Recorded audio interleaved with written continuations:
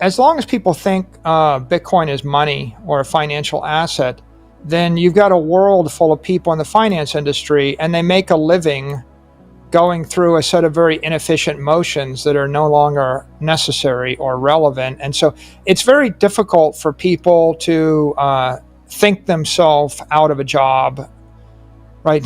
It's against human nature, right? So if you make a lot of money by doing something which has just been digitally transformed away, then it's not in your best interest to figure it out. And everybody generally has a set of natural biases. So it's easier for an outsider with no vested interest, no skin in the game, to walk in, because they're not looking at deconstructing their life's work. That's why, oftentimes, it's an outsider like Tesla that walks into the auto industry, or if you're an architect and you've made your name by creating masonry structures for 30 years, and then steel comes along, your first reaction is, that's ugly, it'll be dangerous, it's probably going to kill somebody. Yeah, it's very easy to come up with a lot of reasons to dismiss it, and it's aligned with your economic interest, and it's also aligned with your information set. And if it takes you 100 hours to figure out that you can do a new type of building, and then if you're going to have to go through a decade of risk and uncertainty if you enter into that business, it's pretty difficult for the incumbents. So most of the incumbents that reject this, they have a vested interest and an economic interest in not embracing it. Like I fully expect, Bitcoin will be doing its Bitcoin thing in the year 2140 when it stops issuing coins to miners, and I don't know why it wouldn't be doing the same thing and affecting the protocol in 2240 and 2340 and 2440. So I think that there are interesting things to be built on top of it, but they're much better built on top of like a Lightning protocol where Bitcoin is the gas. Can I say one more thing, by the way? Yeah. There is a lot of confusion in the entire crypto community about what I mean when I say digital energy and whether Bitcoin is digital energy. And you just see people trolling me all the time saying, it's not energy, blah, blah, blah. You don't understand. And I don't really want to get in debates on Twitter, right? Because you're not going to change somebody's mind about some deep idea in 280 characters. So you just go irritate people. But I think it's worthwhile just for us to focus upon this issue of what does it mean to be digital. When I think of and refer to Bitcoin as digital energy, what I mean is you can literally transform any form of energy, and people need to think more broadly. Oil is energy, natural gas is energy, electricity is energy, money is energy, euros, yen, won are energy, food is energy, work is energy, water in a dam upstream is energy. They're all energy. And you transform them into different types of energy. Eventually, you'll probably flip through a political energy we call fiat currency, and then you'll convert that. These are heat exchanges or energy exchanges, right? Mm-hmm. You're just transforming one type of energy to another. What is vibration? Vibration literally is the transformation of energy from one form to another form, right? Like pendulum, this is potential energy, this is kinetic energy. Yeah. Potential, kinetic.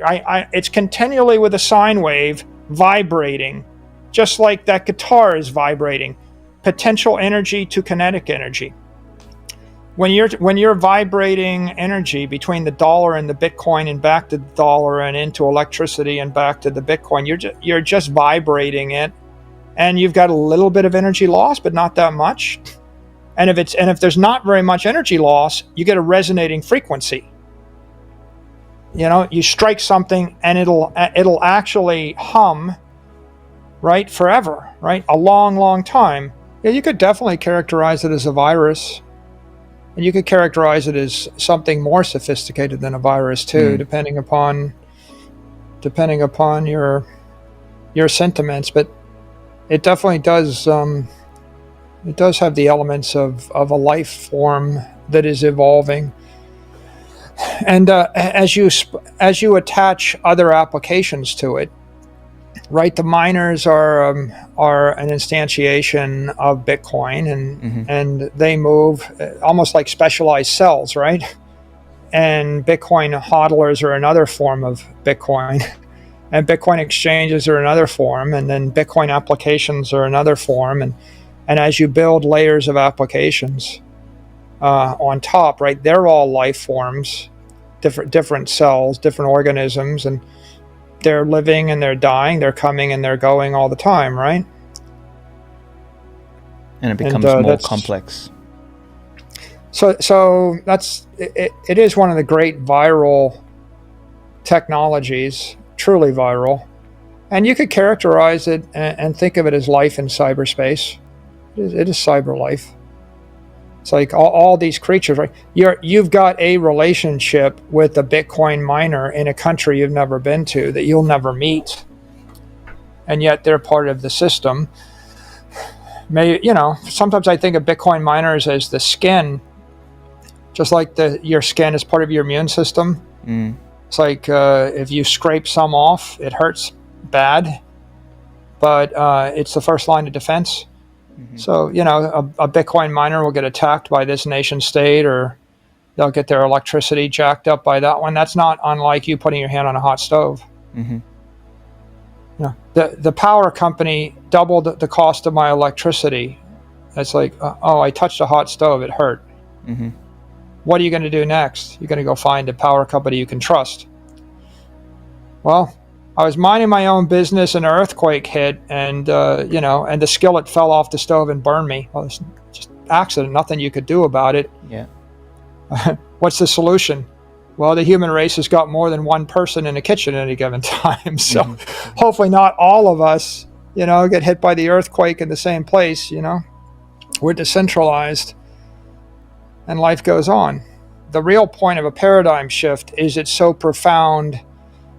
You didn't expect, like the Earth is not the center of the universe, right? It's like so profound that that you didn't know to ask the question. Yeah. And if you look at this, right, it's a paradigm shift for economists because they didn't really think about what money is, right? You can make a reasonable argument that 95% of economists don't know what money is. They study their entire life, they just don't know what it is. They never think of it as energy or economic energy, and they don't think that physics or thermodynamics apply, and so they're not expecting it to be that, and they don't think they're a hard science.